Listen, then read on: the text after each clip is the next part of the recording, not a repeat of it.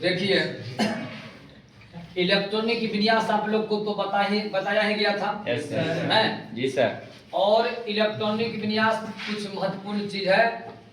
बहुत सारे टॉपिक है जिस टॉपिक को आपको इलेक्ट्रॉनिक विन्यास के आधार पर समझा जाता है। जी सर। तब कम से कम इस सब चीज का जानकारी होना चाहिए। जी सर। तो आप सभी को इलेक्ट्रॉनिक विन्यास इसीलिए बता रहे थे ताकि आगे जो चैप्टर या टॉपिक बताया जाएगा तो उसमें प्रॉब्लम नहीं होगा। तो इलेक्ट्रॉनिक विन्यास के लिए एक डायग्राम बताया गया जी सर। और उस डायग्राम को याद भी कराया गया। जी सर। और जो इलेक्ट्रॉनिक विन्यास का डायग्राम होता है वो n+l के आधार पर डायग्राम को कंप्लीट किया जाता है। तो सबसे पहले डायग्राम के आधार पर इलेक्ट्रॉनिक विन्यास को खींच करके अब बाद में जो है एनर्जी लेवल पर अरेंजमेंट किया जाता है। तो वही तरीका से हम यहाँ पर कैडमियम का किए हैं, n+l के आधार पर डायग्राम खींच दिए और उसके बाद इसका जो है एनर्जी लेवल पर अरेंजमेंट कर दिए। जी सर। तो ये आपका सही कॉन्फ़िगरेशन हुआ, ये विन्यास हुआ। जी सर। अगर आप किताब में या आवर्त सारणी में देखिएगा तो ये वाला अंतिम का जो 2 स्टेप है ये आंसर में दिया हुआ रहेगा। नहीं, ऊपर वाले जो है ये आंसर आपका नहीं होता है। ये भी सही है लेकिन ये n+l के आधार पर है। तो सही जो होता है वो एनर्जी लेवल के आधार पर जो होता है, इलेक्ट्रॉन में उसी आधार पर प्रवेश करता है। तो ये वाला आंसर आपको हर जगह होगा। उसी प्रकार से जो है मरकरी का ले लीजिए, मरकरी का भी हम उसी तरीका से लिखे हैं। पहले n+l के आधार पर सजा दिए और उसके बाद जो है एनर्जी लेवल पर अरेंजमेंट कर दिए। तो ये कॉन्फ़िगरेशन। अब आपको समझना है यदि किसी तत्व पर प्लस या माइनस दिया रहेगा तब उसका कॉन्फ़िगरेशन कैसे लिखे। नहीं तो कुछ विद्यार्थी क्या होता है इलेक्ट्रॉनिक विन्यास तो लिख लेते हैं लेकिन जब तत्व पर प्लस या माइनस दे देते हैं तो उसको प्रॉब्लम हो जाता है। जी सर। वह लिख पाते हैं लेकिन कुछ ना कुछ गलती कर देते हैं। तो थोड़ा ध्यान देना है, इस चीज को समझना है। जैसा कि यहाँ पर हम एक तत्व ले लिया है Mn मैंगनीज, जिसका की परमाणु संख्या 25। तब परमाणु संख्या जब 25 तो इलेक्ट्रॉन की संख्या भी 25 है। अब इस पर आपको दिया हुआ है 2 प्लस। तो इसका कॉन्फ़िगरेशन खींचना है, इसका सही कॉन्फ़िगरेशन कितना होगा। नहीं तो ध्यान देना है और समझना है। सबसे पहली बात आप लोग को ध्यान में रखना है कि किसी भी तत्व पर यदि आपको प्लस चार्ज होगा तो समझना है कि वह तत्व इलेक्ट्रॉन का क्या कर रहा है। ये बात पहले से भी पढ़ चुके हैं, बता चुके हैं। और यदि किसी तत्व पर माइनस चार्ज है तो इलेक्ट्रॉन का समझ में आ रहा है। मान लीजिए कि इलेक्ट्रॉन का त्याग कर रहा है, आप समझिए त्याग अगर कोई भी चीज करेगा इलेक्ट्रॉन का तो लाभ होगा कि हानि। हानि हानि जब आपको होगा तो सिर्फ को माइनस में लिखा जाएगा। जैसा कि आप बताइए Mn पर क्या को प्लस, तो ये इलेक्ट्रॉन का त्याग करेगा कि ग्रहण। त्याग करेगा तो इसको लाभ होगा कि हानि। कितना इलेक्ट्रॉन का हानि, 2। इसमें से 2 इलेक्ट्रॉन घट जाएगा, इसमें से 2 इलेक्ट्रॉन निकल जाएगा। नहीं तो 2 इलेक्ट्रॉन जब निकल जाएगा तो इसमें बचेगा कितना, 23।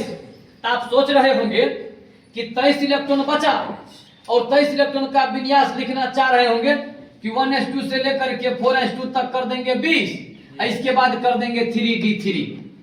ऐसा सोच रहे होंगे क्योंकि हमारे पास तो 2 इलेक्ट्रॉन निकल गया तो बचा 23, ऐसा कर देंगे तो फिर हो जाएगा। अगर ऐसा आप सोच रहे हैं तो समझ लीजिए 100% आप गलत सोच रहे हैं। नहीं होना चाहिए ऐसे ही सीधा सरपट अगर देखा जाए तो सीधा सीधी ऐसे नहीं होना चाहिए। लेकिन सीधा ऐसे इसलिए होना चाहिए कि 2 प्लस है, त्याग किया तो 23 बचा। 23 इलेक्ट्रॉन को जब सजाएंगे तो इसी प्रकार से होना चाहिए, लेकिन किताब में इस प्रकार से नहीं दिया हुआ है। तो किस प्रकार से इस बात को समझना नहीं। कुछ बात ऐसा होता है जैसा आप सोचते हो वैसा नहीं, इसको आप कहते हैं सीधा सीधी। बहुतों लोग दुनिया को काफी सीधा समझते हैं। जी सर। लेकिन इस बात को हमेशा सोचना चाहिए दुनिया उतना सीधा नहीं है। क्या आपको हानि होगा, क्या लाभ होगा, कहाँ पॉजिटिव कहाँ नेगेटिव, कई बातों पर ध्यान देना पड़ता है, तब जीवन में किसी प्रकार के दुख तकलीफ नहीं होता। नहीं तो फिर आप एक ही बातों को लेकर अगर काम कीजिएगा तो कई प्रकार के प्रॉब्लम उत्पन्न हो जाता है। रहा बात अब इसका विन्यास लिखा कैसे जाएगा, तो सबसे पहले देखिए इसका विन्यास जब लिखिएगा तो सबसे पहले इस परमाणु का Mn का जो परमाणु संख्या है जितना इलेक्ट्रॉन है पहले इस इलेक्ट्रॉन को सजाया जाएगा और इलेक्ट्रॉन को सजाने के बाद तब जो है ये प्लस की काम किया जाएगा। लेकिन बहुतों विद्यार्थी डायरेक्ट परमाणु संख्या में से घटा करके या जोड़ करके विन्यास लिख देते हैं जो कि गलत हो जाता है। तो सबसे पहले 25 इलेक्ट्रॉन को सजाना है। तो बताइए विन्यास 25 इलेक्ट्रॉन का 1s2 3p6, 3s2, 3p6, 4s2, 3d5, 3d5 कौन ने बोला था 7? 3d 25 है तो यहाँ पर 20 हुआ तो 3d 5 पे ना होगा। जी सर। 25 इलेक्ट्रॉन का सजावट हो गया। अब एक कंडीशन इसमें क्या है सो देखिए, पूरे विन्यास में सबसे ज्यादा यही है, तो यहाँ से आपको सजा देना। एक कंडीशन आपका एनर्जी लेवल पर जब सजाइएगा तो इसको आपको इस तरफ कर दीजिए, इसको उठा करके इस तरफ, तो यहाँ लिखा जाएगा 3d5 4s2। ये केवल 25 का हम एनर्जी लेवल पर लिखे हैं, एनर्जी लेवल पर। अब इस पर 2 गो प्लस है तो ये त्याग करेगा, नहीं तो डी ब्लॉक एलिमेंट Mn जो है ये लास्ट इलेक्ट्रॉन डी में, ये डी ब्लॉक एलिमेंट ये सजा दिए तो लास्ट इलेक्ट्रॉन एस में चल गया, इसको एस ब्लॉक नहीं कहा जाएगा। मेन यही आधार पर ब्लॉक का पहचान किया जाता है। शुरुआत में जो आप लिखिएगा उस आधार पर लास्ट इलेक्ट्रॉन जिसमें जाएगा उस आधार पर ब्लॉक का पहचान होता है। तो शुरुआत में जो लिखिए उस आधार पर लास्ट इलेक्ट्रॉन किस में, डी में, ये हो गया D block element. D block element का एक विशेष गुण है, डी ब्लॉक एलिमेंट पर जब प्लस चार्ज होता है तो ये इलेक्ट्रॉन का त्याग करता है। जी सर। तो D block element direct D में से इलेक्ट्रॉन का त्याग नहीं करता है। ये एक खासियत, एक विशेष प्रकार के गुण है। तब कहिए कैसे त्याग करता है, तो डी ब्लॉक सबसे पहले एस से इलेक्ट्रॉन का त्याग करता है, और एस जब त्याग करके 0 हो जाता है तब अगर त्याग करने का जरूरत पड़ता है तब जाकर के डी त्याग करता है। डायरेक्ट डी में से इलेक्ट्रॉन का त्याग नहीं करता। अगर डायरेक्ट डी में से इलेक्ट्रॉन का त्याग होता तब तो ठीक था, यहीं से घटा करके आप लिख देते, लेकिन डायरेक्ट डी में से इलेक्ट्रॉन का त्याग नहीं होगा। पहले एस करता है, एस कम से कम 1 करेगा, ज्यादा से ज्यादा 2 करेगा। जब एस त्याग करके 0 हो जाएगा, अब फिर भी डी ब्लॉक पर कुछ चार्ज बचल है तब जाकर के त्याग करेगा। कौन ब्लॉक, डी ब्लॉक तब जाकर के त्याग करेगा। तो यहाँ पर आप बताइए, अब डी त्याग करेगा कि एस त्याग करेगा? एस त्याग करेगा। और क्या गो प्लस, 2 गो प्लस, 2 गो त्याग। तो नीचे में फिर यहाँ पर लिखा जाएगा 3d5 अब 4s0। ये रहा 3d2 प्लस का सही कॉन्फ़िगरेशन। अगर पूछा जाएगा तो ऑप्शन में ई हो सकता है, ई हो सकता है, ई हो सकता है, एगो रहेगा सभी, तो रहेगा सभी, तो आंसर इसका ये होगा सही। बाद में जो आंसर होगा वो गलत आपका होगा, नहीं? तो इस प्रकार से लिखा जाता है। हालांकि हम एगो तत्व का और बता देते हैं प्लस दे करके कि किस प्रकार से होता है। मेन बात इसमें यही हुआ कि D block element direct D में से इलेक्ट्रॉन का त्याग नहीं करता है। अगर डायरेक्ट करता तो यहाँ पर से 2 को हटा देते, यहाँ बचता 3, तो यहाँ रहता 3।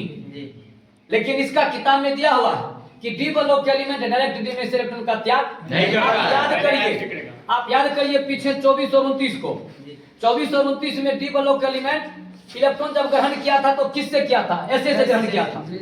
तो जब डी को जरूरत पड़ता है तो एस से ही ग्रहण करता है, और जब त्याग करने का जरूरत पड़ता है तो पहले किससे करवाता है? एस से करवाता है। और जब एस पूरा त्याग करके खत्म तब जाकर के कौन करता है? डी करता है। तो इसलिए आपका ये जो कॉन्फ़िगरेशन है ये हुआ सही कॉन्फ़िगरेशन। अब एगो तत्व हम और ले लेते हैं, थोड़ा ध्यान दीजिए, उसको भी आप समझिए। दूसरा हम इसमें ले लेते हैं Fe के परमाणु संख्या 26, इस पर हम ले लेते हैं 3 प्लस। अब इसका देखिए कैसे लिखेंगे। अब आप लोग समझ गए होंगे कि 26 में से 3 घटा करके तो इसका नहीं लिखा जाएगा, पहले कितना का लिखा जाएगा? 26 का लिखा जाएगा। तो 26 का जब आप लिखिएगा तब बताइए कितना?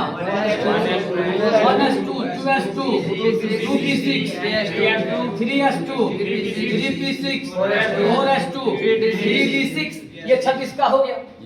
अब इसको एनर्जी लेवल पर सजाइएगा, ये अंतिम के 2 स्टेप को सजा दीजिए क्योंकि सबसे ज्यादा 4 है। कितना हो जाएगा? 3d6 और 4s, ये तो हुआ 26 का केवल। अगर प्लस नहीं होता तो इतना होता, लेकिन अब प्लस की कम करेंगे तो इस पर क्या गो प्लस? 3 प्लस। क्या गो त्याग करेगा? 3 गो त्याग करेगा। 3 गो त्याग करेगा तो पहले किस में से करेगा? एस क्या गो त्याग कर सकता? 2 गो त्याग करेगा, फिर भी इस पर क्या गो बचेगा? 1 गो बचेगा, तब एगो कौन करेगा? यहाँ बताइए क्या गो बचेगा? 5 गो। आप यहाँ पर क्या लिख सकते हैं? 0 हो जाएगा। ये रहा इसका सही कॉन्फ़िगरेशन है।